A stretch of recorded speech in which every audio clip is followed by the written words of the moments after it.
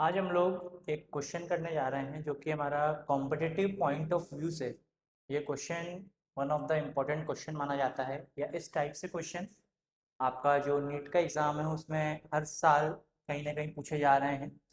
तो ये क्वेश्चन क्या बोल रहा है, क्या कहता है, और इसी क्वेश्चन के ज़रिए हम ये चीज़ भी सीखेंगे कि क्वेश्चन हम लोगों को किस प्रकार से पढ़ना है, क्योंकि हमारे फिजिक्स एज अ सब्जेक्ट में क्वेश्चन किस प्रकार से पढ़ना है, पढ़ना भी एक आर्ट है।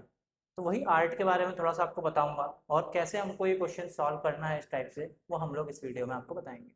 जैसे क्वेश्चन क्या बोल रहा है, a free pith ball A of 8 gram, मतलब क्या दे दिया, एक कोई बॉल है ए जिसका मास क्या दे दिया आपको 8 gram, carries a positive charge of, इसका पॉजिटिव चार्ज Q1 मान लेते हैं, पॉजिटिव चार्ज दिया हुआ है। जो जो चीज़ आपको दी जा रही है आप उसको क्या करते हैं, एक साइड में लिखते जा रहे हैं। उसका चार्ज आपको Q1 की वैल्यू ये दे दी है। फिर क्या बोला है, what must be the nature and magnitude of the charge. आपसे क्या बोला, आपको नेचर और मैग्नीट्यूड ऑफ द चार्ज किसका, that should be given to the second pith ball B. कोई सेकेंड पिथ बॉल बी है, उसका नेचर और मैग्नीट्यूड कितना होगा उसके चार्ज का, जो कि उससे 5 centimetre below the formal ball रखी हुई है। और क्या बोला है, so that the upper ball is stationary, ऊपर वाली बॉल क्या है आपका स्टेशनरी में, मतलब रेस्ट में। अब अगर कोई चीज स्टेशनरी में, दो चीज, अगर कोई भी चीज लेट सपोज जैसे ये दो चीजें हैं आपकी, अगर आप इन दोनों को क्या करोगे, ये स्टेशनरी या रेस्ट में रहेंगे, इसका दो ही कारण हो सकता है। पहला कारण कि दोनों जगह से फोर्स क्या लग रहा है, बराबर लग रहा है, तो ये कहीं मूव नहीं करेगा, या दोनों तरफ से कोई फोर्स नहीं लग रहा है। तो यहाँ पे अगर आप देखोगे इस पे भी चार्ज है, इस पे भी क्यू कुछ चार्ज आप मान लेते हो प्लस का, प्लस माइनस अभी आपको नहीं पता है चार्ज कितना है, Q2। ठीक है, क्योंकि आपको नेचर भी निकालना है।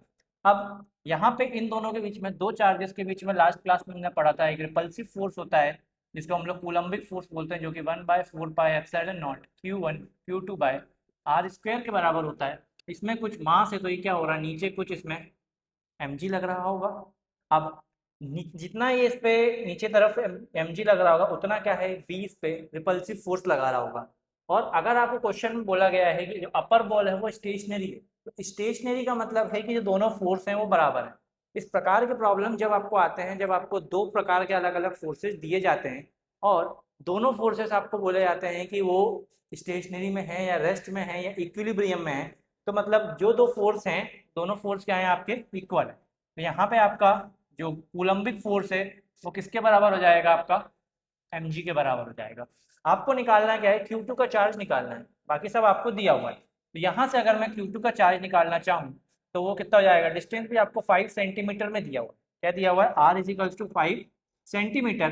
बट हम लोग जानते हैं कि हम लोग कैलकुलेशन जो है फंडामेंटल्स में करते हैं, और फंडामेंटल में क्या होता है, सेंटीमीटर नहीं होता है, उसकी जगह होता है मीटर। तो इसको हम लोग 0.05 मीटर लिख सकते हैं, या 5 × 10⁻⁻² मीटर लिख सकते हैं। तो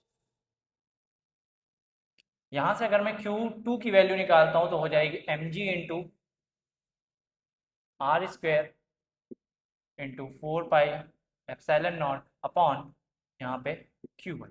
अब मेरे पास क्या क्या वैल्यू दी हुई है, यहाँ पे m की वैल्यू कितनी दी हुई है, 8 ग्राम।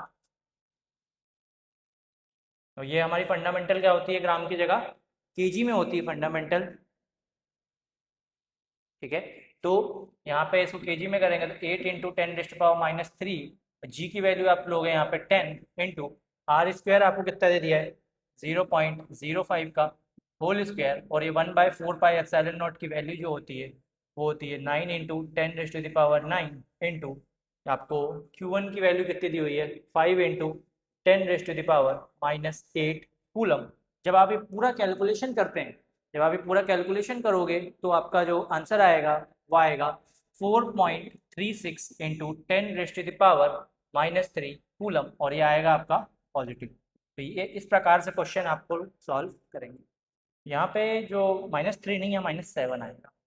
ठीक है, तो इसका जो Q2 की वैल्यू आएगी 4.36 इंटू 10⁻⁻7 कूलम। आपसे क्या पूछा गया है इसमें, चार्ज, और नेचर क्या है इसका, पॉजिटिव। तो ये पॉजिटिव नेचर है और मैग्नीट्यूड की value, this is your question.